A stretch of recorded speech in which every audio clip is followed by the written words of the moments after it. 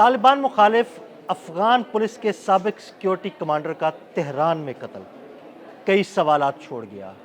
क्या तालिबान खित्ते में मौजूद किसी भी मुल्क को नहीं छोड़ रहे, हर जगह पर दहशतगर्दी फैला रहे हैं? आमिर रज़ा मेरे साथ मौजूद हैं, उनसे बात करते हैं। आमिर भाई, तालिबान मुखालिफ एक पुलिस का सिक्योरिटी चीफ था जो अफ़गानिस्तान से हिजरत करके तेहरान चला गया जब तालिबान की हुकूमत आई। तालिबान ने उसका पीछा किया और ईरान में उसका कत्ल किया गया। ये मामला किस तरफ जा रहा है, हमारे नाज़रीन को ज़रा बताइएगा। देखिए, जब सबसे पहली बात तो ये है कि जब तालिबान रजीम, ये वाली जो रजीम है या ये कह लें ये काबज़ीन जो हैं, इन्होंने कब्ज़ा किया है अफ़गानिस्तान पे काबुल गवर्नमेंट के ऊपर, तो जो वहाँ पर मौजूद हुकूमत थी, वहाँ के एहलकार जो हैं मुख्तलिफ़ ममालिक में गए।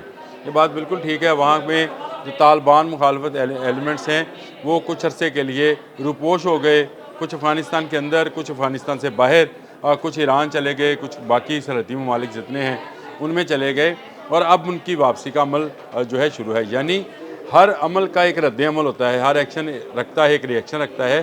तो उसका रिएक्शन ये है कि तालिबान ये समझ रहे हैं कि अफ़गानिस्तान के अंदर जो खाना जंगी जो है शुरू है, जिस तरह से NRF जो है वो काम कर रही है, नेशनल रेजिस्टेंस फ्रंट जो है वो काम कर रहा है अहमद शाह मसूद के ज़ेर साया, तो उनको सपोर्ट हासिल है उन लोगों की जो पहले भी तालिबान मुखालिफ रहे हैं। और उनमें ही ये पुलिस चीफ जो तहार के एक सूबा तहार, वहाँ की ये पुलिस चीफ थे, अकरमुद्दीन सेरी नाम है उनका जी। ये पहले भी तालिबान के ख़िलाफ़ रहे हैं और अब भी ये मुतहरक हो गए थे। यानी इन्होंने बाकायदा तेहरान में अपना एक दफ्तर बना रखा था और वहाँ से अब ये तैयारी में थे कि किसी तरह से अफ़गानिस्तान में पहुँचे और वहाँ पर मज़लूम लोगों की, इन ज़ालिम लोगों से जान छुड़वाई। यानी ये वो लोग हैं जो ये ना दहशतगर्दी को पनाह देना चाहते हैं वहाँ पर अफ़गानिस्तान के अंदर, और अपने लोगों को एक मरकज़ी या एक मुंतखब हुकूमत देना चाहते हैं। ये कोई पहला वाक़या नहीं है ईरान के अंदर। इससे पहले भी उनके एक तालिबान मुखालिफ अफ़गानी रहनुमा थे इस्माइल ख़ान, उनके एक बड़े करीबी साथी थे जिनका नाम मरूफ़ ग़ुलामी था, उनको भी इसी तरह से, ये कुछ माह पहले की बात है। कुछ माह पहले की बात, सितंबर की बात है शायद, उनको भी कत्ल किया गया था। तो इसका मतलब ये है कि मैं जो बात कह रहा हूँ कि अफ़गानिस्तान के अंदर तालिबान मुखालिफ जो है वो दोबारा से तंजीमें जो हैं सर उठा रही हैं और तालिबान के जबर और तशद्दुद और दहशतगर्दाना पॉलिसियों के ख़िलाफ़ आवाज़ें उठना शुरू हो गई हैं। तो उसका बेन सबूत यही है जो मैंने आपसे कहा, हर अमल का एक रद्द अमल होता है।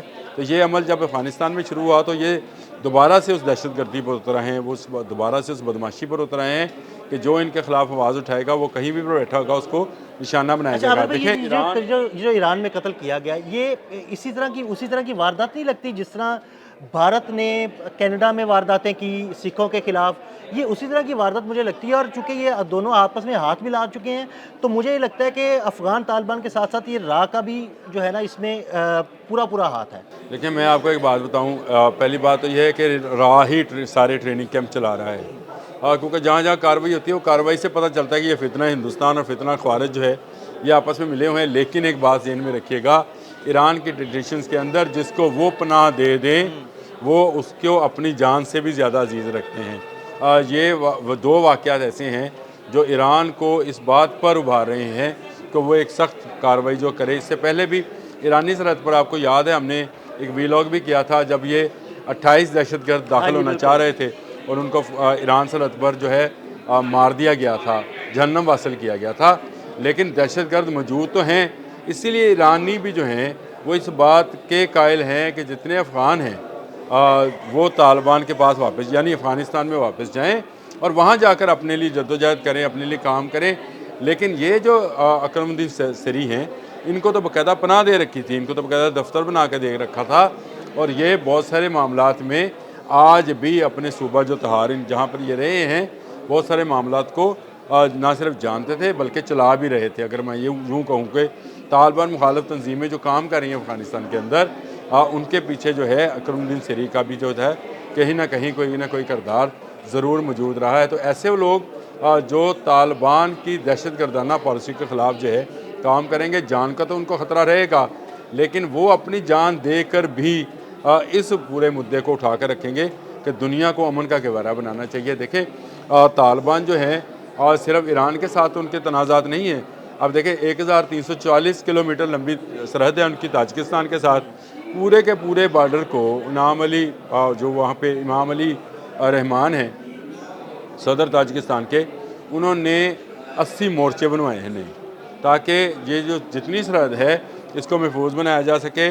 और उनका ये मानना है कि तालिबान के जो सपोर्टेड दहशतगर्द हैं वो ताजिकिस्तान के अंदर कार्रवाइयाँ करते हैं, जिसमें 5 चाइनीज़ गए, कल उनके 2 फौजी जो हैं वो भी हलाक हुए, लेकिन उन्होंने भी अच्छा खासा नुकसान इनको पहुँचाया है।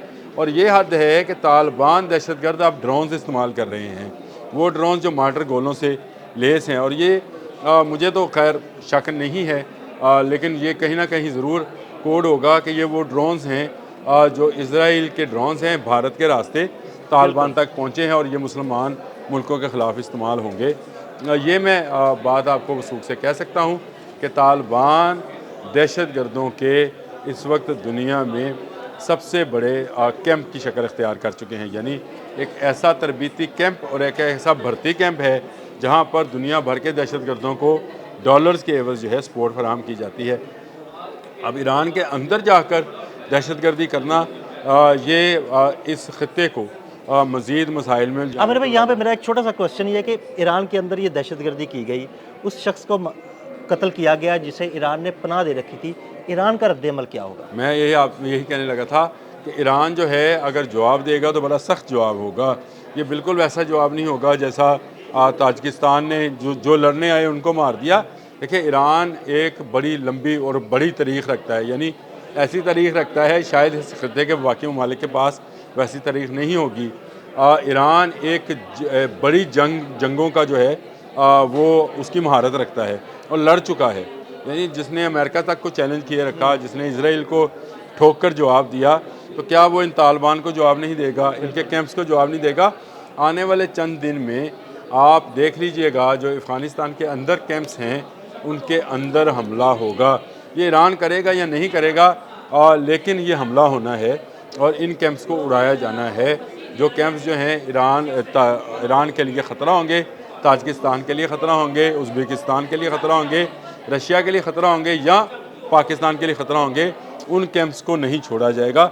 ये तकरीबन एक तरह का इत्तेहाद बन चुका है और इसमें चीन भी शामिल है, इसमें रशिया भी, 2 सुपर पावर्स इसमें शामिल हैं। और ईरान को छेड़ने का मतलब तालिबान जो है या वो जल्द समझ क्या जाएंगे, इनको जल्द सबक सिखा दिया जाएगा ईरान की तरफ से। ये बात आप लिख के रखें। बिल्कुल, बहुत शुक्रिया आमिर रज़ा जी। बिल्कुल, आमिर रज़ा ने बड़ी तफसील के साथ इस सारे मामले पर रोशनी डाली। अदील अहमद और आमिर रज़ा को इजाज़त दीजिएगा। अल्लाह हाफ़िज़। ये मैं बात आपको वसूख से कह सकता हूँ कि तालिबान दहशतगर्दों के इस वक्त दुनिया में सबसे बड़े कैंप की शक्ल इख्तियार कर चुके हैं, यानी एक ऐसा तरबीती कैंप और एक ऐसा भर्ती कैंप है जहाँ पर दुनिया भर के दहशतगर्दों को डॉलर्स के एवज़ जो है सपोर्ट फराहम की जाती है।